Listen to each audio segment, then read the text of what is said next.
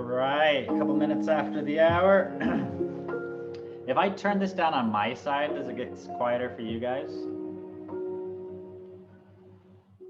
Does that change the volume? Yeah? Cool. All right, so we're gonna have two different spaces for today's call. Okay, Apostle, you got your hand up. What do you got? You're muted.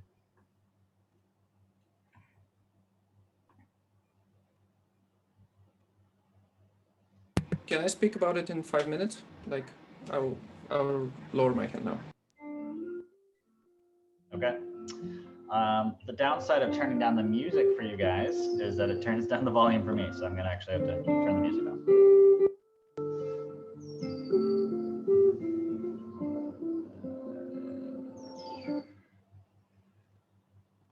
All right, I'll stop sharing this anyway. Cool, yes, so today's call, two major sections. The first one, we're gonna have an open session, just Q&A. A lot of folks are in the Samara space right now. There's another call going on for the next half hour, and then they're gonna join us later. And then at that point, I think we can pick up with section one. I also wanted to go over, this is something that's really alive right now, is the global dues funding. So what does the actual funding flow look like? We're talking about splitting up this milestone, and how could dues that are serving the public good, you know, things like HIFA, Samara, Renaissance Explorers, this group here, you know, how can we get sustainable financing from seeds, and what does that process actually look like, and how citizens engage in it? So a little overview of that kicking off in about 30 minutes. Did anyone want to guide us on a grounding, dropping in session for us today? Any poetry, spoken word, any type of art at all that anyone wants to share?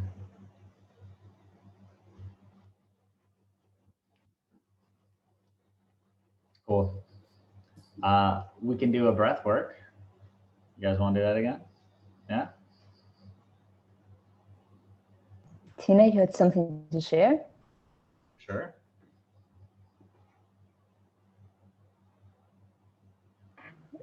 I saw you unmute yourself. I thought so. I would love to when I get my shit together for this call. I love you guys. I can make weird noises.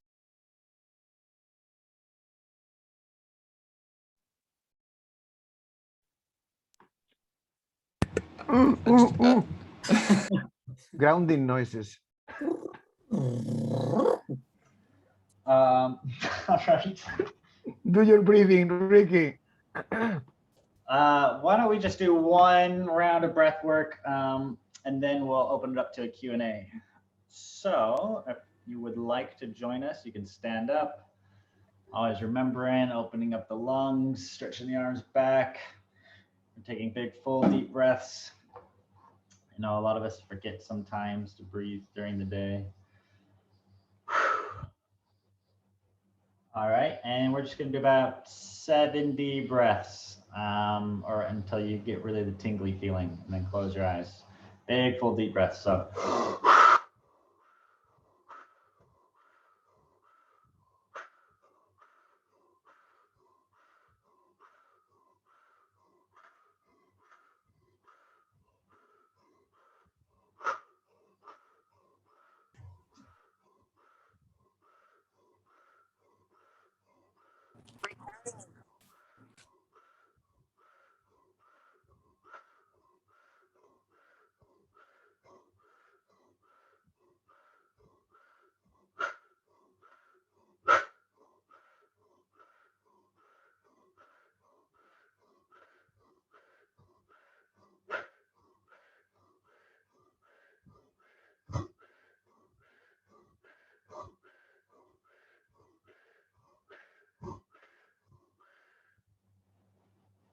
Now breathe out, hold all the air out. Don't breathe any in breath, and just hold the air breath out and see how long you can hold the air out for.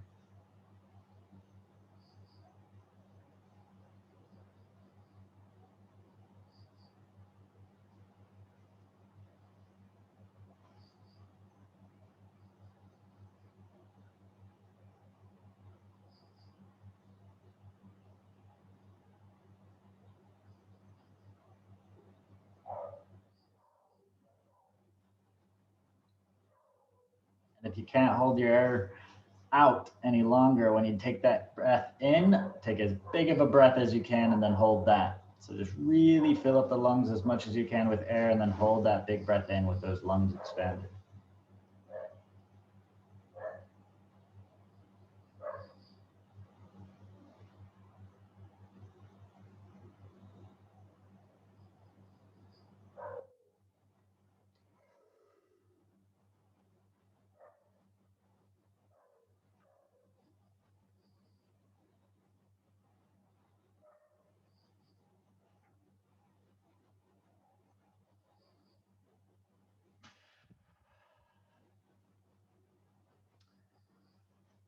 The inclination to keep going, but I'm also feeling like maybe some of you aren't in it anymore. We're coming back to here.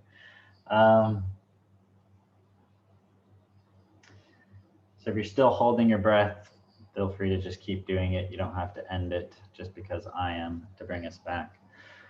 What I wanted to do now for the next 20 minutes is just have a general open discussion. There's a lot of moving parts that's happening in the seeds world. So this is a space that if you have any question, if you have any things that you've been sensing in the seeds ecosystem that you feel like we need to bring to this container to discuss, then you can bring that up as well.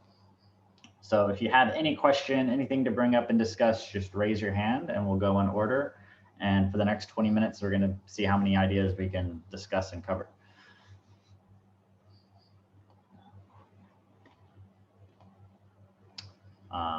Apostle, you got your hand up. So my hands are still tingling. I want to talk about the co-proposal, but maybe at the end of the 20 minutes, I need like a 2 or 3 minutes to just like invite everyone to vote on it. I just wanted to say that I want to talk about this and maybe have time for that.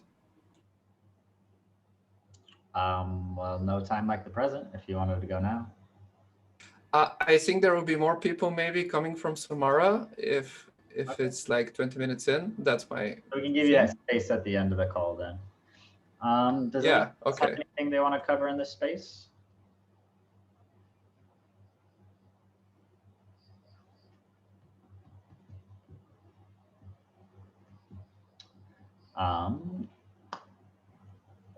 Then would be.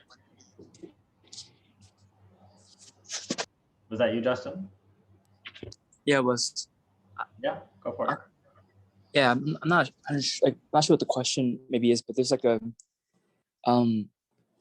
like Samara is orienting toward this, trying to support the bridging of the paradigm of Haifa and the paradigm that Seeds is holding.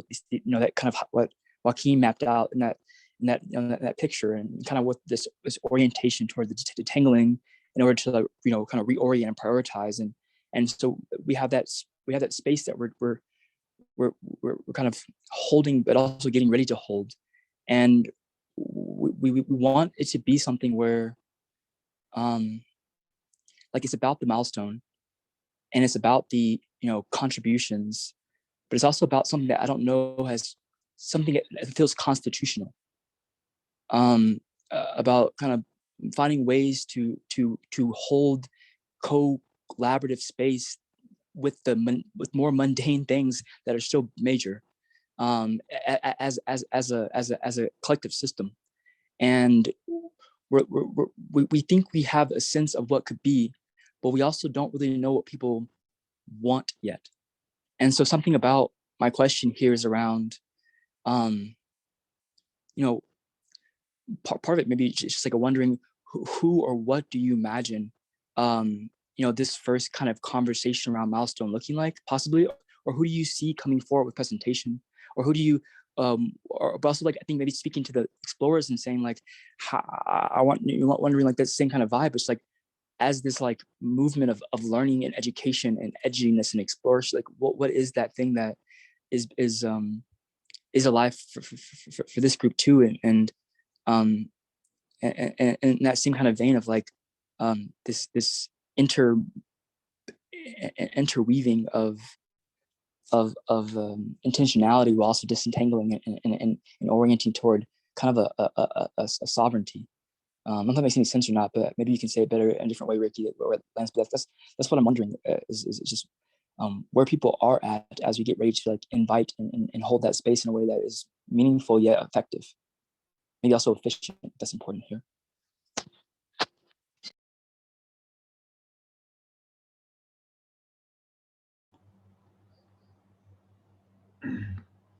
So Reiki wants to respond, but as a facilitator, I'm going to respond first.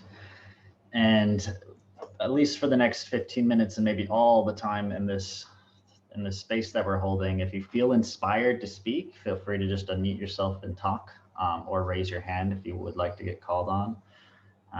So what I would like to do first is open up this space if anyone feels inspired to respond to Justin and what he brought up.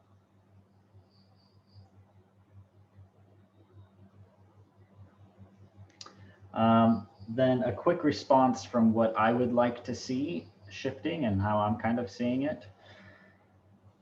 This upcoming roundtable conversation for each one of the orgs. So this is really just Samara, Haifa, Renaissance Explorers, and maybe D Studio might be present to be able to show up and say, hey, this is the stuff that we've done to help seeds get ready to grow. So Samara, you guys can present the incredible stuff you've done on Org in a Box and the Samara Chronicles that were written and all the work you've done there to get it so groups can come in here and learn how to start self-organizing. And then also present to the citizens what we intend to bring for the next milestone and going forward. And then citizens can use that information to say, great, those are really awesome contributions, help us get ready for growth. We think, Samara, you get 20% of the budget or whatever. I think that's really helpful because that's part of the proposal we have right now for doing the global due budgeting anyway, is that instead of as a global community trying to assess individual proposals, we're now just distributing a budget amongst all the dues. So then what it looks like is that the dues keep coming together in this collective space. I think we need another space. I think the roundtable coming up, this is like our first, and I'm just calling it roundtable as a holding name, but maybe we come up with a cool name for this space, something like collective sensing or whatever. And then we continue to have these, and then the citizens can watch these sessions, and maybe they're once a month or once every 2 months. And we all come together and just talk about all the stuff the dues are bringing to the ecosystem. And that's where the citizens show up and be like, yep, we love all of this stuff. Haifa, we think you're doing X%, Samara, X%. And then that's how we aggregate the budget. And then the budget starts looking like revenue to these different organizations. And what's really cool about this model is then we're all collaborating to grow the shared revenue, because then we all benefit. So we get rid of like the direct competition, or yes, there's that indirect competition where we're still competing over the same budget, but the most optimal strategy is actually just grow the size of the budget rather than fighting over our share of it. And then letting the citizens still just redistribute that share as they best see fit. So what's cool here is we get the best of, the healthiness that comes from having some competition, whilst the main driver is still collaboration. So that helps us get the incentives. So that's the incentive part of your answer, Justin. And why I think seeds is more like a DAO rather than a do is because then all the seed stuff could just be automated. All we're doing is we're controlling the flows of value. And then the human element really comes into the dues. So that's either regionally or within a context like Samara, Haifa, where people are being really human and creating community and collaborating. But that we don't have anything that's like a general purpose seeds do, where all of the citizens are meant to, come together, because I feel like that's just gonna bring conflict. So what am I saying here? It's a new type of, economic incentive structure. So there hasn't been a new type of economy that's been rising up where we have these same type of incentive systems. So it is a different environment where we can have what would typically be competing organizations actually having a greater incentive to collaborate, because it's not a zero-sum game. So then we have to figure out how we best figure out how to collaborate, because we're learning that and it's still really raw and new. So that's me. So I think that's something else that we can have as our focus within Renaissance Explorers is how do we collaborate and how do we collaborate amongst other organizations? because I think that'll be a really healthy pattern for us to unlock, because across this whole movement, there's so many different organizations. We all want to collaborate. We all believe in collaboration. We all know we have to do this together if we're going to succeed, but still no one's yet to crack the code on how to actually give two willing organizations that want to play together like a framework to actually do that in a seamless way.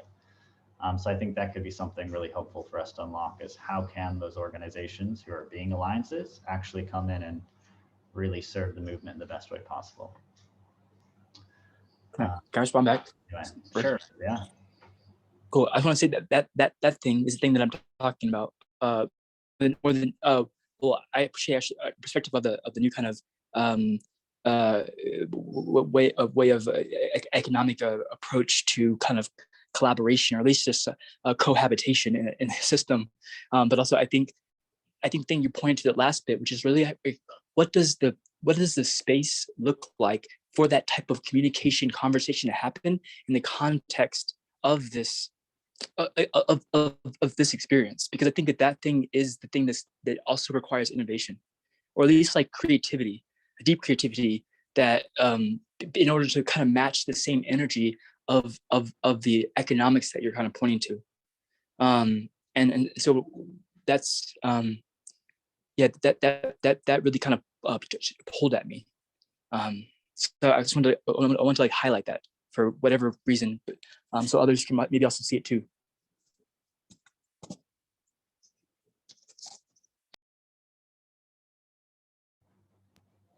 Tyler. Yeah, thanks, Ricky. I think I'll follow that, Justin. I mean, I think Justin's asking like the perfect questions, and just because we're all on a call here, want to share out live kind of an invitation that we've been trying to craft here in Samara, and it's not quite complete, but I think it'll give a sense of like what we're trying to hold in this process and the way we're trying to go about it. And so I'll paste it in the chat. I'm also going to share this in the seed server and tag everyone.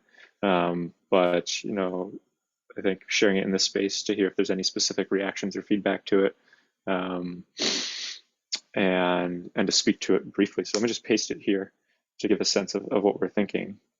And I think what Reiki's saying around that sort of monthly process sounds amazing. And I'm fully in support of working towards that.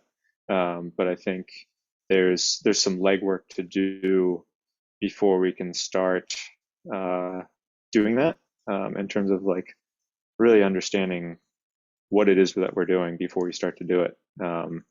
And so there's a lot of text, sorry, but I think our hope is that we can facilitate a process here in the next couple of weeks whereby we find a very simple, safe to use methodology for remunerating work that's already been done, and kind of acknowledging that there's a bit of like a playfulness to and lack of methodology already to like how many seeds are allocated for milestone 3 versus milestone 4. Like, you know, as I understand it, there's some thought put into those, but they're really just kind of like numbers on a document, numbers on a spreadsheet somewhere, based off some original math. And so there's this kind of sense of playful abundance here that I think we can work with to find something that works for now to remunerate work that's already been done, but then really hone in on a process moving forward that feels solid and feels like it can allow for much wider participation rather than, you know, specific groups that may have had deeper involvement from earlier days in the ecosystem, and really open it up to see what that sort of like monthly due funding or contribution funding could look like that Reiki's talking about. But it feels like to jump into that right now maybe stretching too much. So that's the kind of invitation that I posted in there.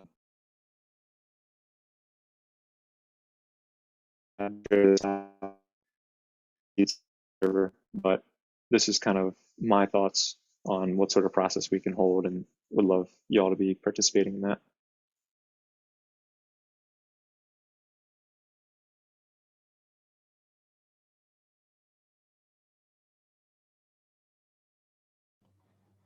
Awesome. I think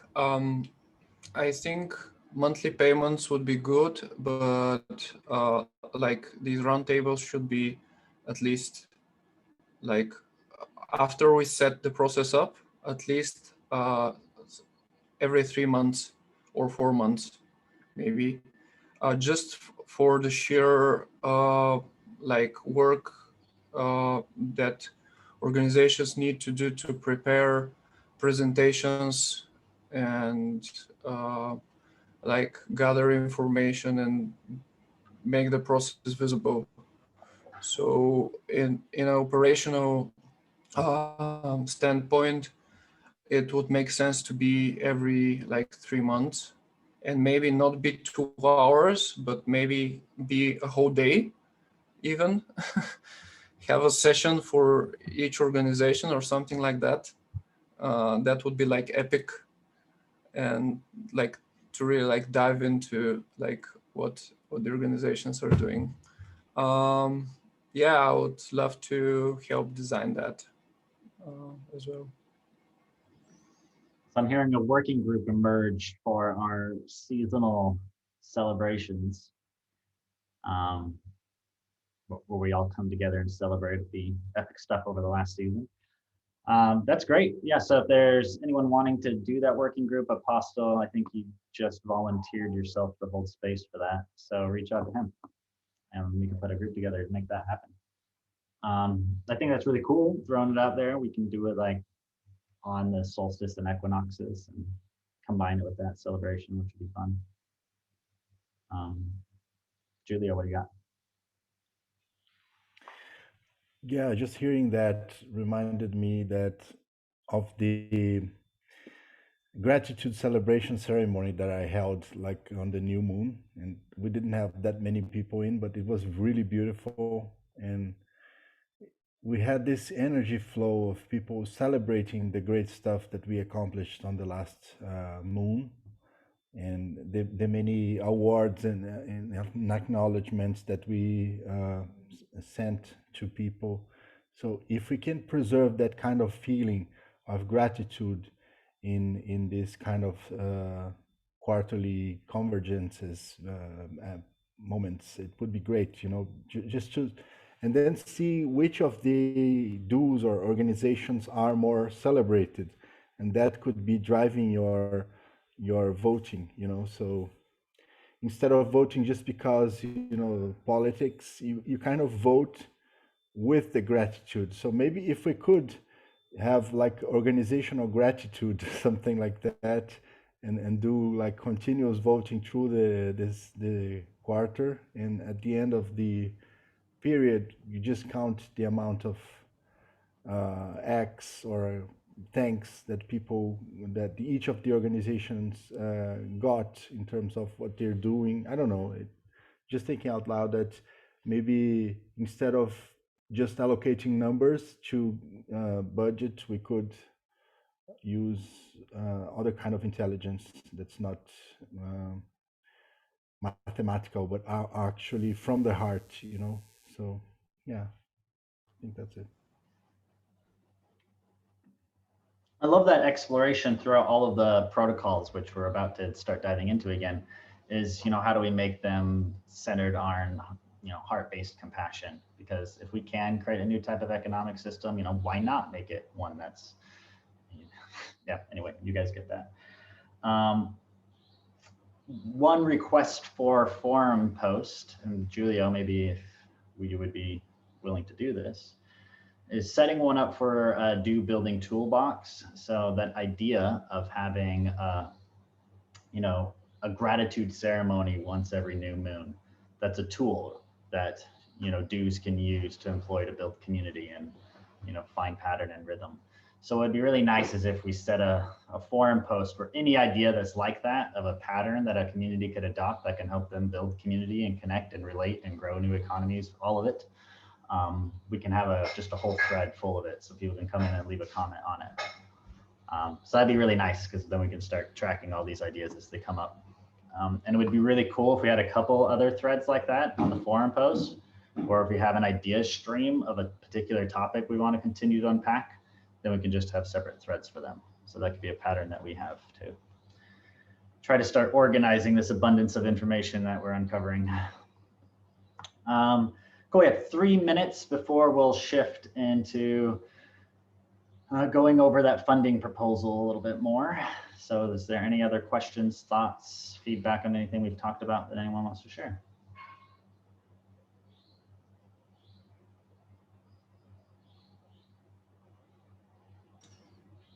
Easy. All right, well then we can just dive right into this then. Can I maybe add just one more thing? Sure. Before we actually relate it. So based on the actually based on the conversation that we had a few hours ago on the proposals that are going on, and I shared some concern. I don't know if it's, I wanted to share this to the larger audience here to see if that resonates or not. So just that we are in this very delicate moment in seeds, that if we start, cashing out seeds into paying people, without getting more people in for using seeds, interested in keeping seeds, we may face a situation where seeds lose value instead of growing in value. So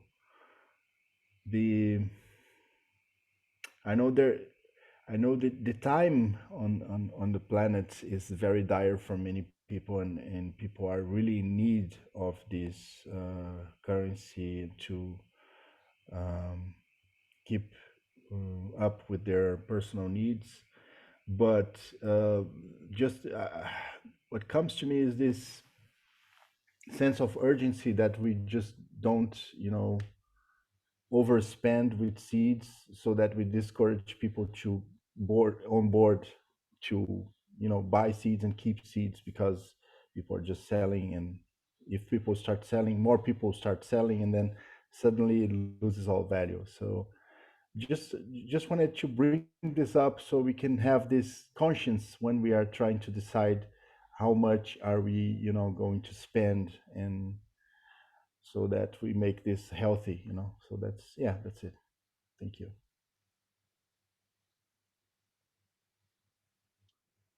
Yeah, I'm really glad you started with that. That's a perfect way to kick, but I know Ari, you have your hand up, so I'll pick up on that train after I give the floor to you. All right, so I'll jump in. Julio, firstly, thank you for bringing up that conversation of, if I hear you correctly, you are referring to spending seeds and people converting it and basically losing it from the circulation. Is that capturing your theme, firstly, Julio, before I build on it? Yeah, thank you for listening. Yeah, that's it. So basically, the fear is that people will just sell out, receive seeds and sell out because of their personal needs, and so if we convert seeds into just payout, we lose that momentum that we are trying to build. So yeah, that's it. So now, building on that, there has been a concern that has been there for me, and I have tried to voice that tension at different places. For example, at the early stages of seeds issuance, it was very, very cheap. And at that time, many of the Haifa members have received tons and tons of seeds for contribution in Haifa. They must have held on to it and they must have circulated it. We have no clarity on that. But many a times I've observed in peer swap that they are the ones also converting it at when it's raised to a higher super appreciation rate, which is kind of speaking to unfairness in the whole ecosystem that I can personally feel. So I just wanted to raise that tension and bring it in the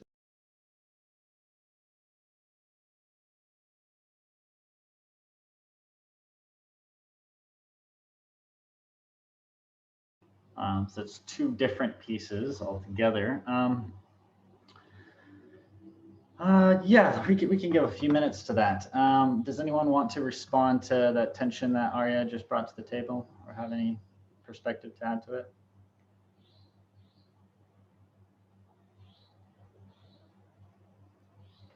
I could maybe try to respond. Hearing you, Ari, that you say that we have this kind of uneven relationship between who holds more seeds in the beginning, and you say that Haifa members received a huge amount of seeds in the beginning, and seeds was kind of cheap because we had remuneration in seeds. Just to make this clear, the remuneration that we got at this point was all deferred seeds. We don't have access to, at least the part that I got is deferred seeds. So I don't have access to those seeds yet. They are going to be accessible gently from the Go Live event. So for instance, I think I have in my access to 1 million seeds. That's what I got from the original payouts. And on Go Live, I'm going to start receiving small increments of that, converting deferred seeds into liquid seeds in small increments. So that's what I understand. So I don't have a lot of seeds on hand that I can sell. And yeah, just to clarify that. And to say that, yes, there is this discrepancy. I recognize that. And I recognize Haifa received most of the original seeds in terms of this being the milestones. We already delivered a lot of software and stuff to the community, and that's where the payments were made. So I believe, but now we are moving to another stage where we want to kind of split this better in a different way. So this is the growing up, the maturing phase that we are living. So I hear you.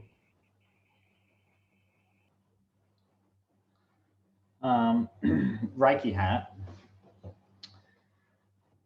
I want to take this in a little bit of a different direction where we talk about the perspective where this question comes from, because we see this coming up in a couple different places too, where we say, Haifa is doing this and they're creating abundance, and that's not fair because we don't have abundance yet. So let's like pull Haifa down.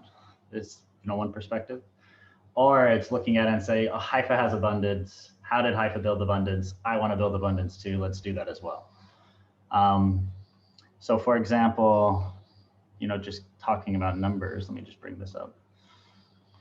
So this is how the original allocation went. So Haifa got 20% that it locked up in order to reward Haifa members who are contributing a lot of value early. So this 20% is still in escrow, but all of it's already been distributed. So the early seeds that Haifa members are getting, they're coming from this 20%. But what did we also lock up? We locked up 12% here for the other organizations to do that exact same thing. So this is where then Renaissance Explorers and Samara, you guys can show up, ask for, however many million. There's 300 and still over 300 and probably 50 million left. There's a ton left of these seeds available for organizations to come in, claim a share, and distribute it in the same way that Haifa was able to for people really adding value and showing up here. So the model that Haifa went through to create abundance and actually kind of demonstrated and tested, and it's working, other organizations can follow that same path and build the same structures. So that's where I'd like to kind of direct the conversation rather than infighting, which is really, I think, going to separate the community, because we start painting this picture of one entity being bad and the other one's being like taken advantage of or something. I saw this really weird image that kind of got me. Anyway, never mind. Some of you might have seen it too. We don't need to get into that. Okay, so this is moving on then to how the current funding proposal is meant to work, and the other question that Julia, you brought up about really financial viability. How can we make sure that there's enough demand on the supply side, right? And I think if we follow the rules of the original token allocation and how this thing was designed, so if people go and read this tokenomics doc, this was what was originally voted in by the citizens. And so far it hasn't been superseded. So this again is the original intention that was agreed to. is that the campaigns that are going out are really small amounts. There's not an intention to sell these seeds. This is like you went out and planted a tree and you spent the weekend with your friends doing it and you earned, you know, $100 in seeds for doing it. So now you're invested in the system and you're really keeping those seeds in your account. You know, campaigns weren't intended for, hey, you're showing up and you're really contributing to this, so we're going to pay you $2,000 worth of seeds so you can sell them to, you know, meet your daily needs. Because it was meant to be the milestones that were the seeds that are going into circulation for people to trade and sell. But how this was balanced is the milestone seeds were only going to be going out when people were buying them, which meant that there was sufficient demand for those seeds on the market in order to bring them into circulation. So this was then going to ensure that the demand side for seeds is always present before we keep growing our economy. And why this is important is a lot of new paradigm financial systems that have come out and been like, let's just create abundance. We'll create a UBI token and just give it to everyone and it's going to work. You know, the supply keeps growing, but the demand doesn't grow with it. So the token becomes useless and then everyone leaves, right? So we don't want to create that situation. So we do need to be mindful about growth. So I think it's really important that we don't try to, you know, pay ourselves in seeds with the idea of cashing them out probably ever before go live. And really the idea of doing this two-stage system is that that would never have it. That would never have to happen. We don't want there to be a stage where you're wanting to cash out your seeds. So the idea was pre-go live, people are only acquiring seeds to hold on to them. And then the journey to go live is building a large enough economy where there's, you know, enough places accepting seeds that you can actually use them for a daily currency. So that's the go live markers, is like, do we have an economy large enough that we can actually meet our daily needs here? And then that's when we switch the trigger to having it a, you know, a stable currency. And then instead of people wanting to cash out now because the currency is not rapidly appreciating, now they just use the currency as a payment system. So that was the idea of us, you know, how do we get rid of this need to cash out at any point in order to benefit? Is this making sense, or am I going way too deep and not necessary? Yeah, cool. So anyway, so what I'm proposing is that for the milestone splits, that we don't take the 39 million and just send 20 million to Samara for them to send to each other and, you know, cash out or do something with. What I'm proposing is that we just get the milestone 3, Haifa takes it and puts it into the Haifa sale. And then whenever Haifa sells seeds, it splits the revenue between the organizations based off whatever percentage we come up with. So we might say, you know, Samara gets 30%. So for every $1 that Haifa sells out of that, 30 cents are going to then go to Samara. So then what we've just done is now we're sharing the same revenue stream. That's what's funding Haifa right now, and that's what could be funding the other organizations. So then our goal is to then team up to grow our revenue stream together, which is getting people to, you know, contribute to seeds and participate in that sale. So then the Haifa cell now starts looking like the seed cell. So we're all kind of participating in it, which is pretty cool, I think. And then I think if we maintain that, you know, structure where we're making sure the invite campaigns are actually used for invites and we're sending them to people to welcome them into the system, then we're growing. And then our Haifa cell, or sorry, the seed cell at this point, theoretically is also growing as people are joining seeds. And then that's what's funding us. And then that's what's creating that circular economy so the value stays stable. Does that make sense? Is there any questions? Do we feel like the logic here is flawed in any way, or if there's a better way we could be doing this? Anyway, so just to recap, what I'd really love is for, you know, Samara and Renaissance Explorers both to make some serious requests to the allies. Well, I think maybe after they demonstrate themselves, Samara I think has, so they're probably mature enough to really show up and ask for a significant share of this. And then what's cool is then the Samara token that you guys have been distributing out, do exactly what Haifa did. In the early days of Haifa, we gave both Haifa tokens and our share of the seeds tokens that Haifa got for all of those early contributions. I think these other organizations can do exactly the same thing. You know, if Samara gets 3 million seeds or 30 million seeds probably, then they distribute those 30 million amongst the Samara token holders. So now there's a really strong incentive to take on the risk of setting up this new do. And I think that's a really powerful model for us to have that. So let's make sure we're taking advantage of the seeds that are set up for this purpose to make sure we're, you know, adequately rewarding each other for showing up here and really making this happen. So what I'd really love to just cap this off is Haifa created abundance. we're just getting started. We're going to create a lot of abundance for a lot of people if we can do this right. And I think part of doing it right isn't having infighting where we fight with each other, but it's more in collaborating where we, help each other succeed. Cool. So I'll pause there. If anyone has any thoughts, feedback, or whatever, put your hand up. Bart. Yeah, I would like to, if you have more detail on that, to learn more on your vision of, I know you have the seeds token, which is like the goal to be the main token, but you have the Haifa token. You are also suggesting that Samara is going to use their own Samara token.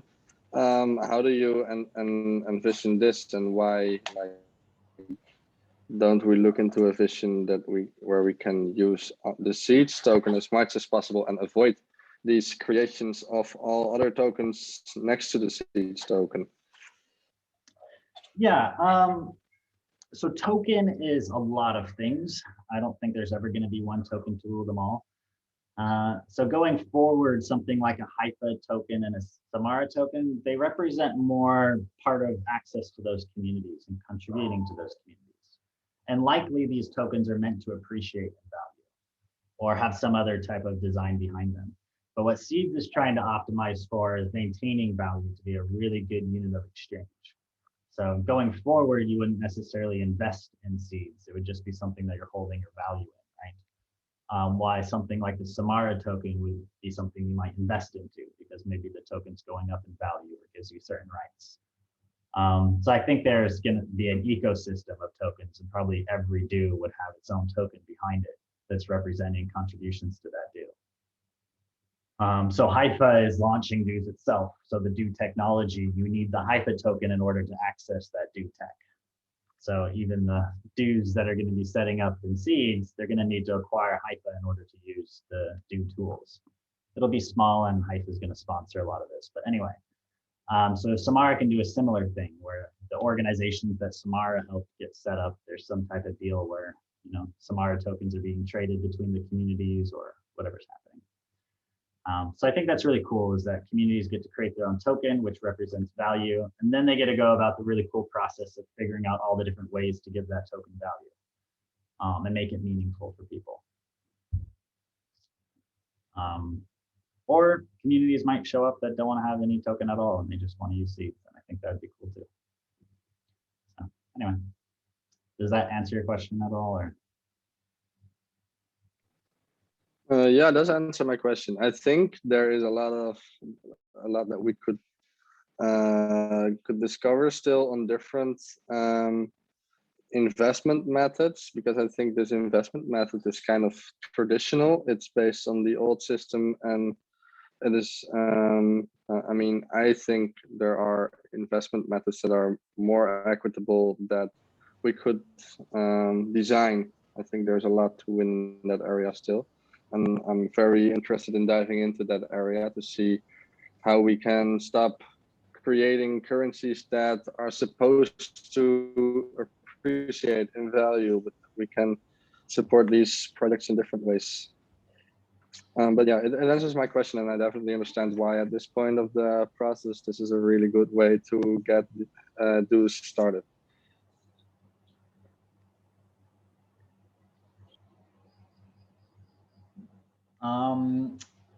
Okay, I see that there's 3 hands up, but I'm also noticing the time and the next things we have. So we're going to go through these relatively quickly, or if you've changed your mind of covering something. But anyway, we'll send it to Guy. You got your hand up. Yeah, thanks. I just want to kind of underline the fact that value in these tokens comes from the network, and it comes from the unity of that network. And having been in a system which created a lot of value and then descended into conflict and division, and everybody ended up with 0, I just want to kind of highlight how much that is true, that you've really got to keep the unity that foremost in your mind, because that's what brings the value and keeps the value in the system. And it's really just measuring that and nothing else, essentially. So everybody obviously has got their own needs, but we need to kind of ultimately remember the whole above all else. That's all I wanted.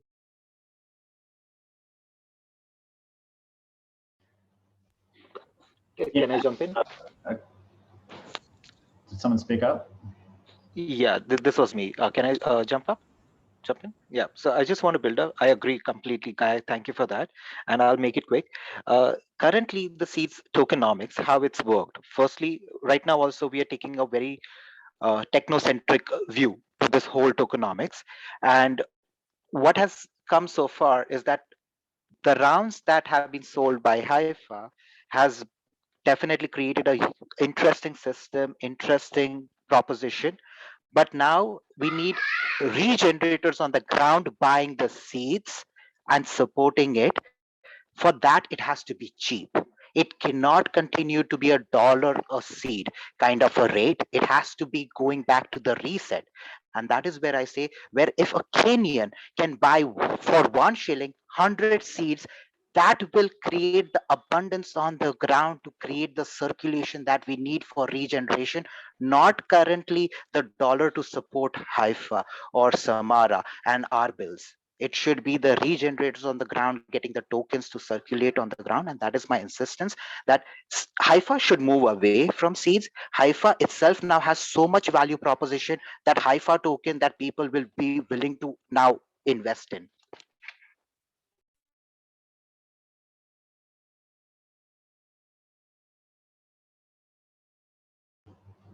That sounded like a fairly foreign proposal. It'd be really awesome to write that out, add it to the forum, or yeah. So the general process would be, if you're wanting to change any of the seeds tokenomics like that, put out a proposal. We can discuss it on the forum, and then after you feel like it's sufficient, or at any point really, then you could take it and form a referendum and propose it to the citizens. And if it passes, then that's the way it is.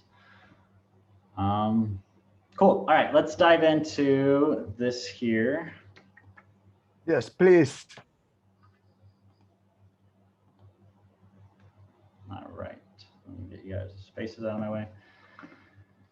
So then, yeah, this is a quick overview of the seeds harvest and where value is flowing. And also, to respond to the token topic, a token is just a way of measuring something. So what we're always talking about is we can measure things in more beautiful ways.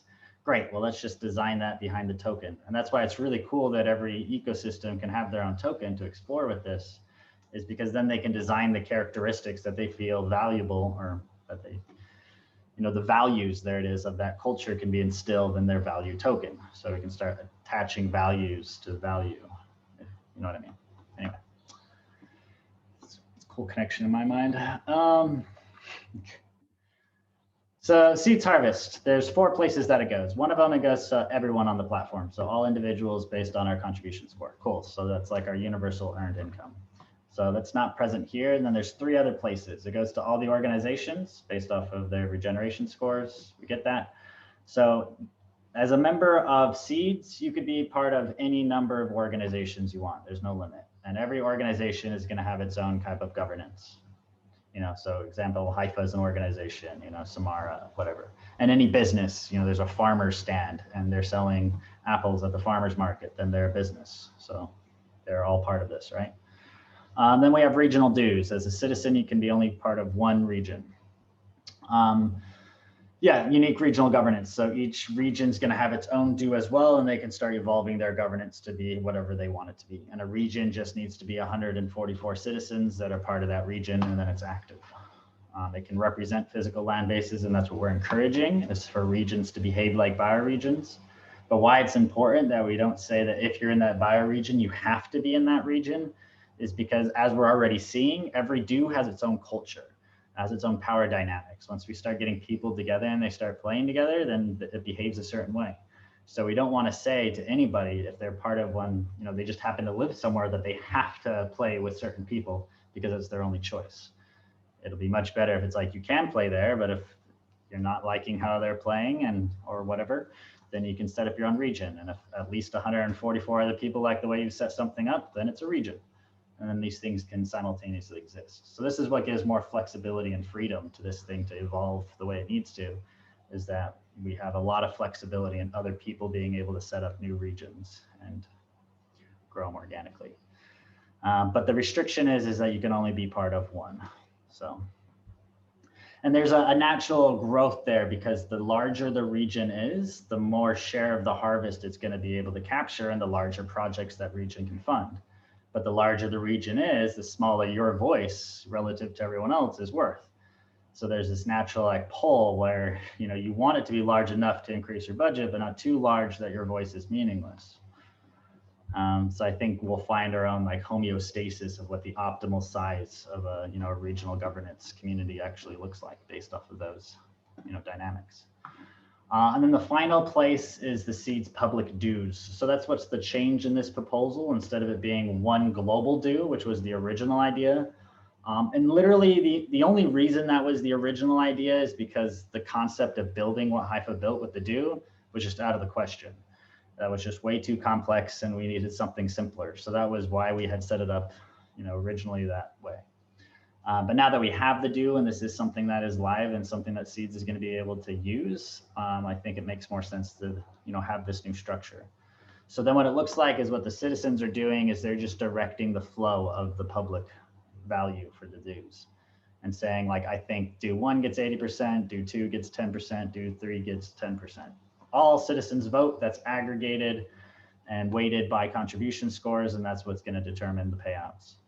And there's a couple thresholds. We can say you need to get at least 10% of the aggregated vote in order to start earning anything. And that gets rid of the incentive for me to just set up my own org and, you know, point all of my tokens at it so that I can earn an additional, you know, $1 a month or whatever because of my little share of it. So it says an organization has to at least capture 10% before it switches on. But it could be 5%. It's just there's some threshold there. And then this is all the dues just being able to show up. So Haifa could be one, Samara, Renaissance Explorers, and hopefully we have a whole ecosystem of dues that are showing up and supporting Seeds in different ways. And what's nice is that they just need to get enough citizens to vote for them to give them at least 5%. So what's cool is that it could have this collective intelligence piece too, because dues can start getting funding, and hopefully at some point this happens that I might not even know about or that we might not even hear about, but they're a strong enough part of Seeds community somewhere that enough people are able to direct some value to them. And that's what we'd like to start seeing, is that we can have this ecosystem that can start capturing the level of complexity that's going to be required. And the only way we can do that is if we fractal it out. If we try to have it in a centralized fashion, we're going to break. We already see that happening in Seeds and Discord right now. There's just too much information we're trying to process in one community that it's getting too overwhelming. So if we want to process more information as a community, we have to fractal this information out, which is why we need these different communities and different dues and different ways of supporting this ecosystem. Okay, so that's the initial framing for this. What we can do now is I see a whole bunch of hands up, so we can get into some questions and any feedback about this model. Julia, looks like your hand's up. Thank you. Yeah, I love this view, and what I kind of started a thread in the forum about the difference between dues and DACs and what I used to call DCOs. And I still kind of feel that this has to be made clear, this difference, this kind of separation, because the way I see these global dues forming up, they are just dues in a region called the global region, you know. So if we say the Seeds region, we have the initial kind of region that's the global region. So if your due is no, it's not in a specific region, then it belongs to the global region. And then the global citizens on that region, they can vote how the funds are allocated between the dues in that region. So what I mean is, to simplify that drawing, I would say each due has to be in a region, even if it's the global region, right? So if you're, for instance, we are starting dues in Brazil, we want that due to be inside the Brazil region. So the harvest that goes to the Brazil region can be split between the many Brazil's dues, you know. So each region could be kind of voting how the resources are split inside that region. For instance, we want to split that 20% to the education dues. We want to split 30% to food dues. So each due is a kind of a company or organization, and the region decides the kind of how much they want to split the budget to the dues belonging to that organization. And so we realized that we don't have a global due, but we do have a global region, and that region has a bunch of dues that are operating globally. So that's how, that's how the citizens in that global region can vote and to decide how to split the funds in that region. So that's how I see it. It's kind of simpler. It also escalates in a holonic way and a fractal way, and it's easier to grasp maybe.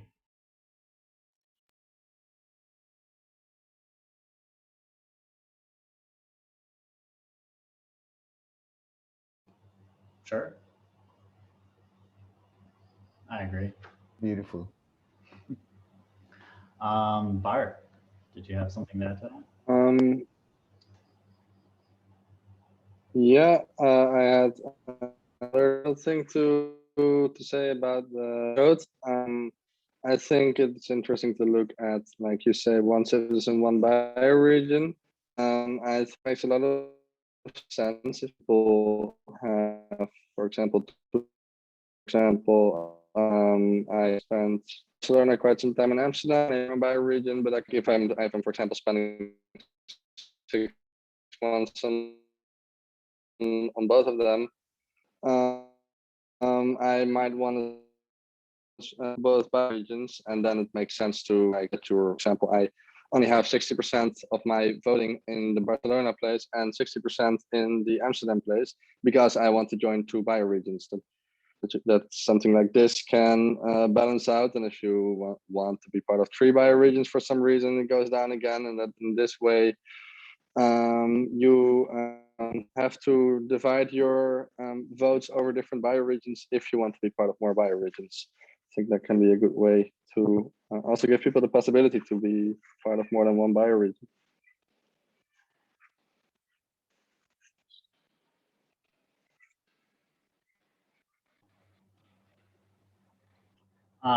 And just a reminder to everyone, same process if we want to have that as a proposal. Because originally, actually, it was in the guide that you could split percentages between bioregions. We decided not to do that, more from a technical standpoint, and we didn't know if there's going to be so much demand. It is a complicated piece of code to create. But moreover, it's just the idea that if you can move from region to region, then you just switch your region as you're moving around anyway. And we don't want necessarily people could just say like, okay, well, if I could be part of many, then I'm just going to join 50 of them because I want to. It's like, yeah, their voice is small, but it's going to happen that people are just joining random regions because they can. Anyway, so anyways, it's definitely a policy decision, and I think we can make it together if we craft it into a proposal. Put it up. Cool, Max, you have your hand up. Yeah. I think this. So the way it's set up now is that you want to do. I couldn't hear that. Sorry, Bart. Okay, sorry. I think what I said came in a bit late because, my question was: so now it's going to be possible to change region from the one day to the other if you move the place where you're living or anything. Yeah, we can get to, I forget what it is. We'll get over it in the guide, but there's some delay. So you can move, there's a lag. So you can't switch it day to day to day, but you can switch it once and then you can't change it for the next, couple of weeks or a month. I forget what it is. But anyway, sorry, back to Max. Thank you. I really like this topic.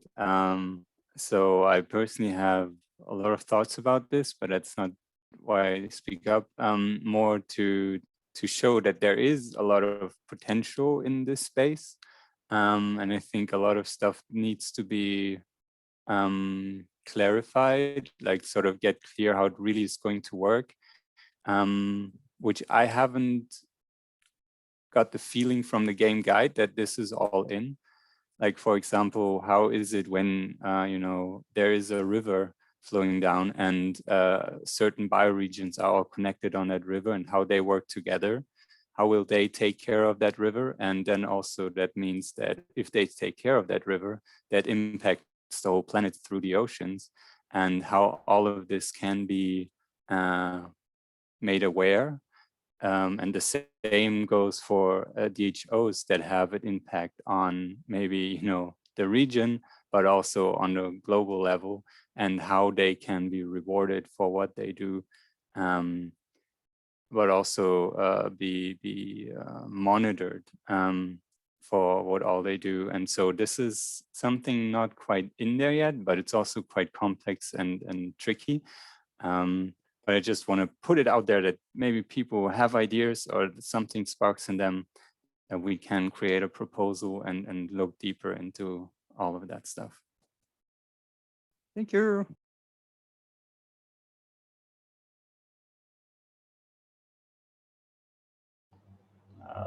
Apostle. Yeah, I just wanted to say that this is a great blueprint, and it's very useful to imagine how it will work. But it's also like we have to keep in mind that that blueprint is gonna like hit the actual ground of people getting into it and starting to play inside it. And then tensions will arise, and it would need to be continuously updated in the same way that we're now feeling tensions, for example, with the visitor to citizen, and we want to update it in the same way that this blueprint is going to be like updated when it starts to hit actual use, basically. And that's part of the purpose of the space, to be aware enough of how it works so we can effectively like change it in order to serve everyone in the best sense.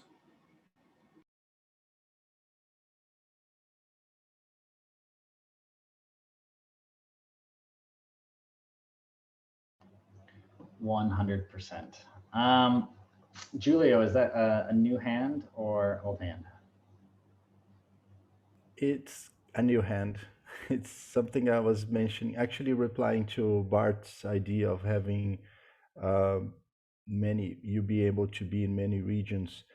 What I see is missing from the design is that actually a region can be inside a region. So you could have a region, a wider region like Brazil, for instance, or Europe, and then inside that region you have smaller regions contained. So if you live in the smaller region, you're also voting on the wider region as well. So, with that idea, every citizen would also live in the global region and live in the smaller regions as well. So you get to vote in the smaller region and all the contained regions, regions that contain it. So that's a way to participate in more than a context. But if you don't want to participate in the smaller context, you just be in the global region, or you can just be in the kind of the Europe region. So you can choose the level of detail that you want to focus. If you really want to focus locally, you can join a small bioregion and just work there. But if you want to act more globally, you can, just stick to the wider regions, and then you kind of miss all the complexity of the local things going on. So this is another view. I'm going to write a post on that. That's my second post for today.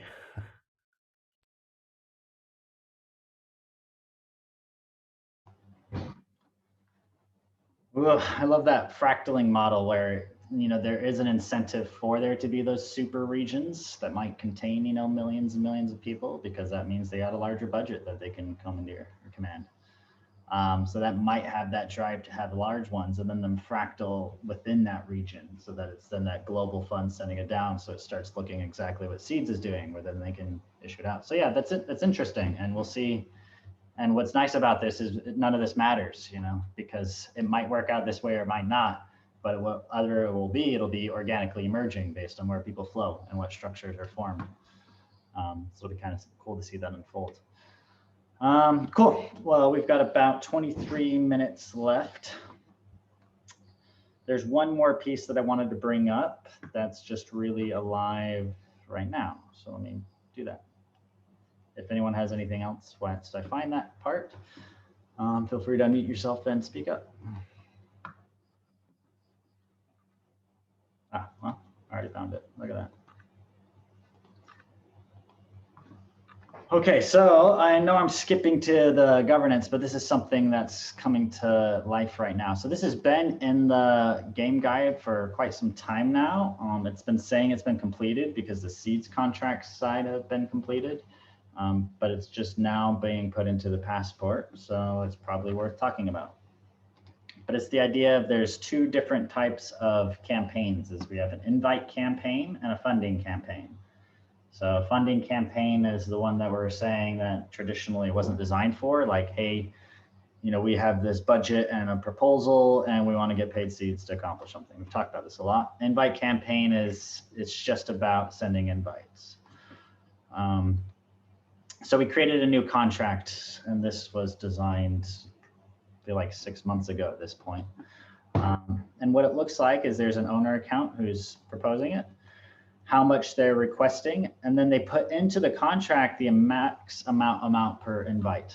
So they actually say, I'm requesting 1 million seeds. I'm going to give it to 1,000 people at a max amount of 1,000 seeds per invite, right?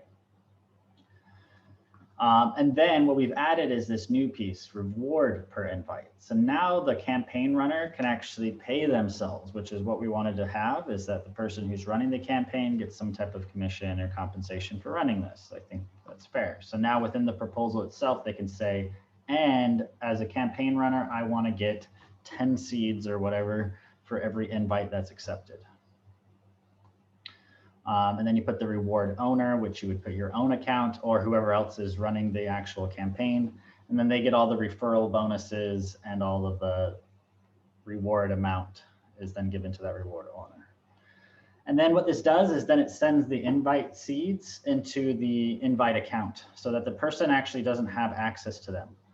So what's nice here is it creates this trustless environment. And what trustless is actually allows us to be more trustful. Let me break that down.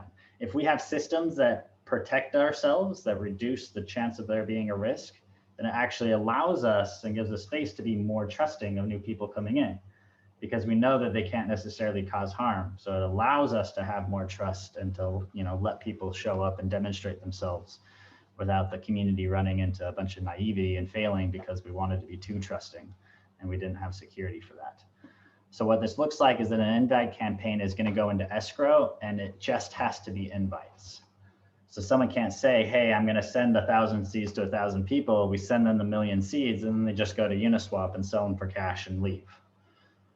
We get rid of that potential from ever happening, because what they would instead have to do is spam the invite thing 1,000 different times to get different invites and put in a lot of work, and that could raise some flags and blah, blah, blah. And we could potentially stop it, and the seeds community would not get very harmed, which is cool, because then if we have these safety measures in place, again, we can be more trusting. So that's the idea of trustlessness, is we don't have to trust, so we can trust more. It's fun. Okay, so I wanted to bring up that invite campaign in conjunction with how the funding is going forward, which is, let me show that again, but I have to change my screen.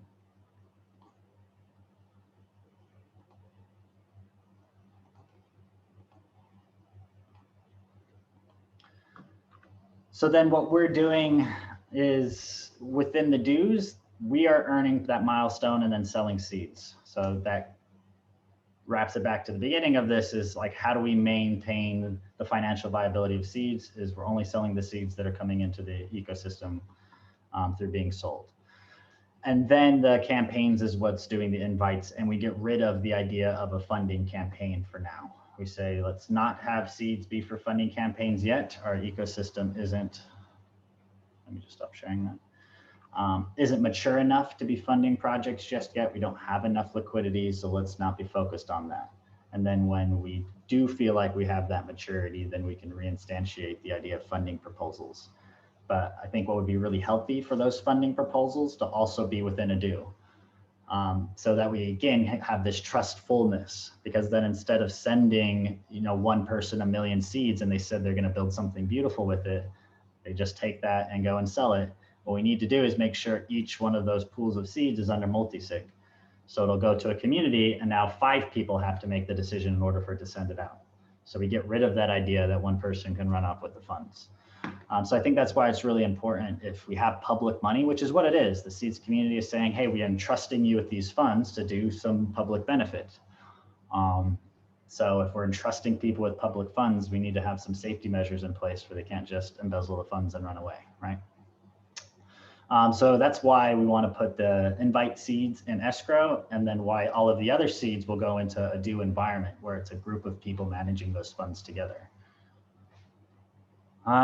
Cool, and then we think all those pieces together create a really sound system where we can trust people. People can come in, they can create their own invite campaigns, generate revenue because of that reward for doing so, participating in one of these dues, earning the due tokens, which represent a share of all the alliance seeds that due is holding, participate in camp. Anyway, there's a lot of different ways now that I think we can all sustainably show up, be rewarded equitably for doing so, whilst creating a safe environment that's growing value and not just throwing a bunch of seeds out there that aren't going to hold their value. So yeah, anyway, that's a lot of different pieces all at once, and I wanted to convey that new image and see what you all thought of it.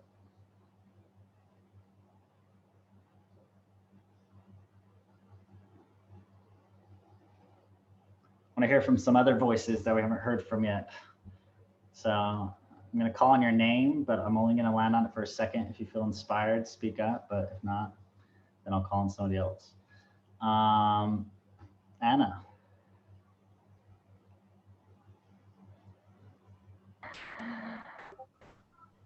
I was speaking a lot about trust in an earlier meeting today, and I'm hearing a lot the word trust in this meeting today, and a lot of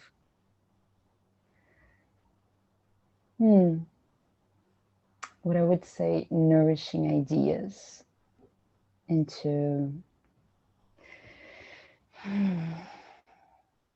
keeping the trust flow alive and healthy in our beautiful community. So I'm pretty happy. So that's why I don't raise my voice, and I don't have any objections, no questions.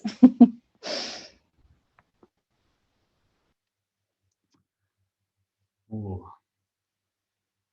Daya. You had your hand up, so you had something. Yeah, I was thinking to speak up, and then it kind of quieted down again. No, I think there was a small like I got confused. I felt like this call was maybe a little bit too much like a lecture for me, and around topics that I don't so much consider to be at hand right now, but it's like a person. I was like, oh, shall I share this? Shall I not share it? Does it make sense? And then, yeah, I don't think it makes sense to share it per se, but it's just my personal reflection on this call, that like this could be maybe a video that you make and that we watch before a session or a working session, but don't take it to yeah. Anyway, thank you for inviting me to speak. And thank you for speaking. Irina. Thank you. I have a question around the proposed mechanism of funding the ecosystem through the milestone and moving that away from the campaigns. And it feels a bit of a question around how it will work for DHOs or for organization if seeds will need to be sold, and then the DHOs will receive HUSD or whatever as part of that, and this will be like the ecosystem will support seeds to be sold in order for the abundance to flow to different organizations. In the same time, there is the idea that there is no option for people to contribute and be paid directly with seeds. And we are also talking about people receiving seeds and holding to seeds so that the value of the seeds increases. And it's a bit of a disconnection of the abundance coming from seeds, and yet we have to sell the seeds to receive the abundance. So how does it play all that? I'd love to hear other people's reflections. And just a really quick one is, it's only abundance if it becomes the new financial system, and then we've created the abundance. It's not abundance if it fails. So it's very binary in that sense. So we have abundance in how many seeds we can give out and how we can distribute that. But it's not abundance if it's sold. And of course it's not, because they're getting rid of it. So if it goes up 10x, then they don't get to capture that. So it's kind of this weird catch-22 where the people who are actually holding the seeds are the ones that already have old world abundance, so they don't need to sell them. And everyone who's selling the seeds right now, because they don't have any financial wealth, but they're getting rid of the one tool that could give it to them. So it's like, shit. So maybe this is why we need to do a little bit better at distributing, deferred seeds, so they can't sell them. So we say, look, this is for you. It's going to be valuable in the future, but we're not going to let you be able to sell it until, it's liquid enough. And that was the idea with all the deferred seeds, is that we can give that to groups and we can spread that abundance, but it's the abundance once we have that system, right? And otherwise we can just, if we're really mindful with how we grow, and I think, seeds is right on the cusp, and it has to cross this first, every intermediate financial system has this first phase where it has to build initial trust, and then it starts growing from there. And if it loses trust in that initial phase, it's kind of over, right? And it's really hard to recover it if it's lost in that beginning. So I think we need to be mindful about how we get it past that first phase and how we can create some trust and foundation in seeds, and then it could start growing, I think, very rapidly, because there's high demand for this. I think seeds is, there's a lot of value that wants to flow into the system if we could prove ourselves. So I think we just need to get to that point, and then we do have a lot of old world abundance to then start distributing to. I just don't know if our organization processes are even there. So that's what I would love to see first, is like us to create that container that we can, capture and flow that value. The last piece I'll leave you with is more of an esoteric one, but it's, I believe that we'll have the value to flow through our system that we can handle, and that we'll just continue to, it'll grow as our capacities to handle more grow with it. So I don't think we ever need to think about how we're going to get more value. I think we just need to think about how we can best steward the current value that we have, and then we'll always have value. Anyway, that's kind of how I look at it. But there's a whole lot of hands up, so this is great. So we've got about 10 minutes left. There's 5 hands up. So if we can, 2 minutes a person, and then let's go. Irina, back to you to close out, and then pass it on when you're done, if you're done.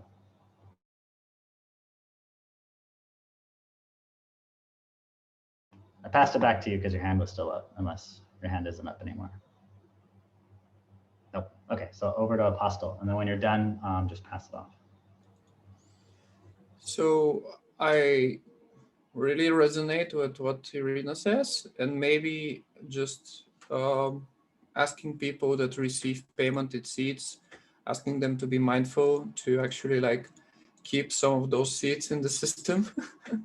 That's the first step that we could use. Maybe if you get a remuneration that is above what you need, just to convert what you need and then leave the rest even planted. So the whole ecosystem knows that it's there.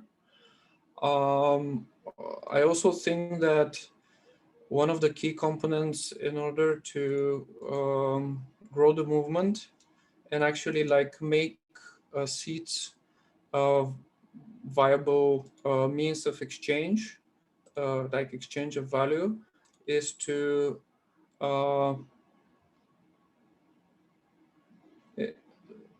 make it so valuable for businesses to accept payment in seeds.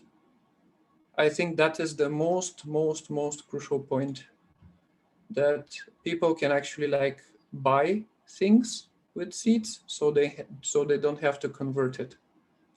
That's probably the most and it's not talked about very much in the ecosystem. And I've talked a little bit about it with Andrea in Alliance onboarding. We're thinking about that, but it's also something that everyone should like consider and think about.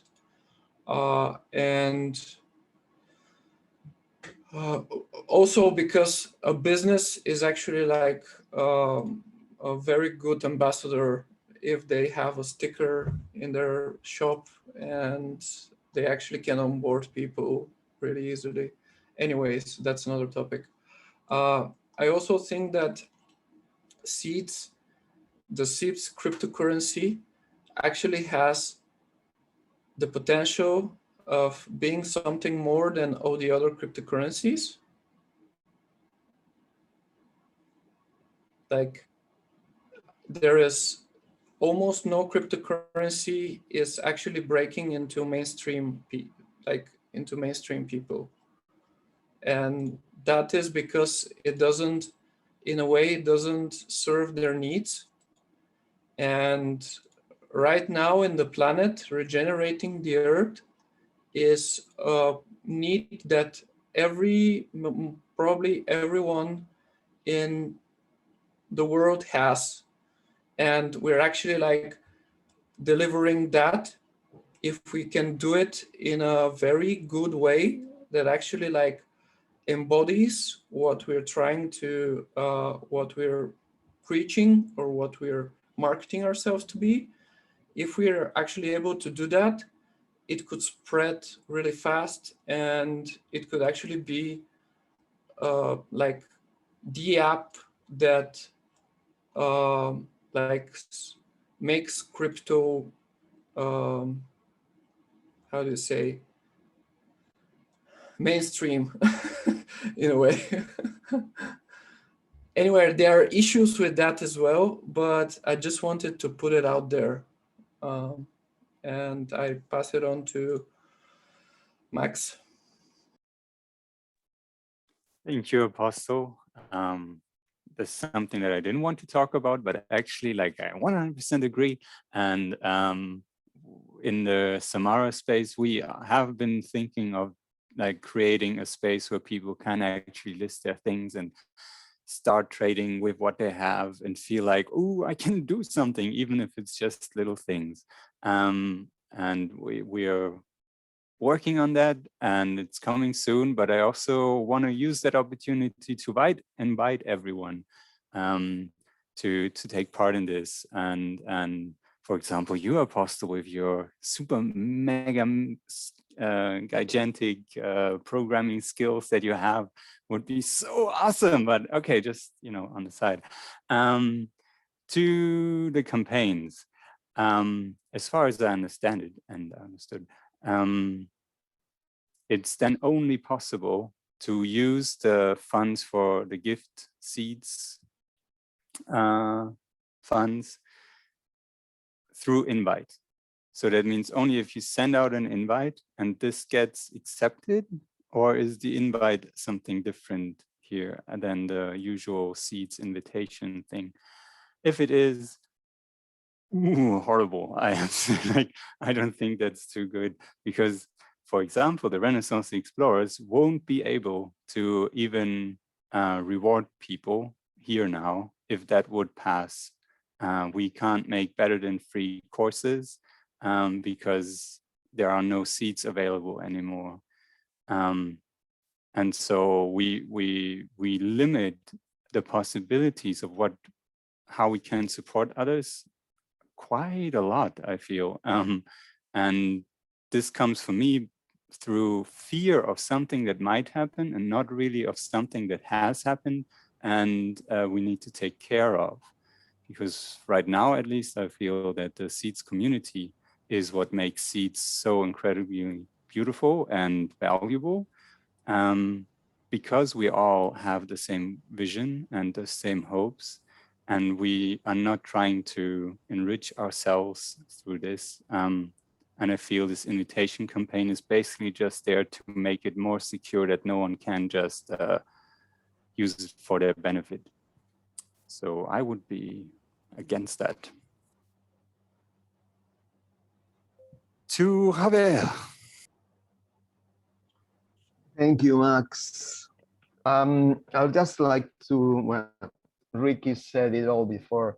I was just going to talk about trust again, how important, how this is actually our currency, and the definition of fear that I don't know where it comes from, which I really love, which is fear as an acronym, false expectations appearing real. I have learned by practicing a way of being which is based on the perception, on the Nietzschean, Friedrich Nietzsche said, like, the perception of reality as, my will is my destiny and my destiny is my will. It's a very, very interesting loop there. And if you actually are into synchronicity, it also follows into the same field of perception. Yeah, it is very easy to say, my will is my destiny when you find an amazing treasure, when you have an epiphany and you find somebody perfect for your life and whatever. Yeah, but when shit hits the fan, you have to also say, my destiny is my will. Yeah, you also have to say, my will is my destiny. And that teaches you to walk in darkness with patience and with trust. And if you wait for long enough and you are still in this planet, then you realize, you look back and you realize, yeah, there was a meaning for this. There was a meaning for this, because you keep on growing. And then you look back, and what a friend of mine called the transmutational power of love. Yeah, error becomes transmutated by love. It's the only energy, it's the only force that can transmutate error. It's like, yeah, all these tragedies, all these horrible things have happened to me, but then one day you find love. One day you find the Holy Grail. And when you look back, then you realize, well, all that horrible tragedy led me here to this grail, to this treasure, to this, to this place of revelation. And that's something that I cannot overstress. Trust is part of that, it's part of our game. Let's understand it. Who would give back their seats or part of their seats if it is necessary in the future to keep the game going? Who here would do that? I would. And I kind of feel that some of you would also do. So I don't really feel fear about the, that possibility, but of course we have to take care of things. Thank you. And I pass it on to, who is left? Whoever. All hands are Justin down. had his hand up, but he put it down because we're at the marker point, but we started 5 minutes late. So we have 5 more minutes. So go, Justin. I'll be quick. Yeah, I guess in line with the last few comments, I think something around like, so what if we weren't focused on we kept our focus on the economics, but we're founded off agriculture. And so I just think maybe what if we oriented like one more industry and really had this kind of like, really stepped into our natural orientation toward education and learning. Because as an education technology, like seeds becomes a very different tool and a very different space and a very different resource than when it's really focused on the economic establishment of a civilization. But as like a learning institution or as an educational institution, it's a very different way of operating. And when I look at Joaquin's deck slide of all the different DAOs, there was no learning DAOs or education DAOs that were very obvious. And so something about that space, I've been calling it a regenerative field of learning or field of regenerative learning, whatever. But it's like that sense of trustness. How do you give and take in each moment? Kind of moved and consumed and enthralled and immersed in life, learning how to do that, like we are here, and do so backed by a trust, encouraged to learn at every moment. And we're actually exploring some different concepts around that, like what different ways can you measure trust? and do so in relationship to the blockchain or to cryptocurrency. And I'm wondering around how can we build on top of seeds instead of having to just deal with seeds as it is and kind of mess with that. Is there a way for us to build Samara tokens or Samara trusts in relationship to the seeds and kind of let that be the fertilizer or the seeds that we grow, what we do from. These are some thoughts. Yeah.